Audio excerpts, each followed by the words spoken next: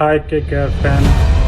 High KKR friends, আমি Mustafizur Rahman. Kolkata night রাইডার্সের সাথে যুক্ত হতে পেরে আমি খুবই আনন্দিত। খুব শীঘ্রই দেখা হবে, এমন কথাই বললেন মুস্তাফিজুর রহমান। আর একতার সাথেই আনন্দে ভেসে গেছে পুরো বাংলাদেশ, কারণ আইপিএল নিলামের ইতিহাসে এই প্রথম কোনো বাংলাদেশি ক্রিকেটার বিক্রি হলেন 9,20,00,000 ভারতীয় রুপিতে। এটা শুধু একটা দল পাওয়া নয়, এটা বাংলাদেশ ক্রিকেটের জন্য একটি বড় গর্বের মুহূর্ত। আজ যদি বাংলাদেশের মানুষকে জিজ্ঞেস করা হয় বাংলাদেশের সবচেয়ে পছন্দের আইপিএল দল কোনটি, চোখ বন্ধ করে বেশিরভাগ মানুষই একটাই নাম বলবে, কলকাতা নাইট রাইডার্স।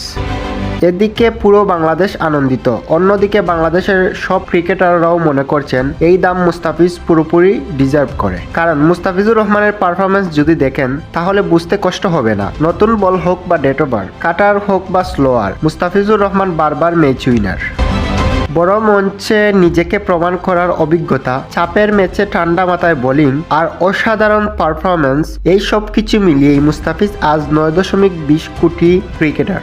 কলকাতার জার্সিতে কাটার মাস্টারের নতুন অধ্যায় শুরু হতে যাচ্ছে।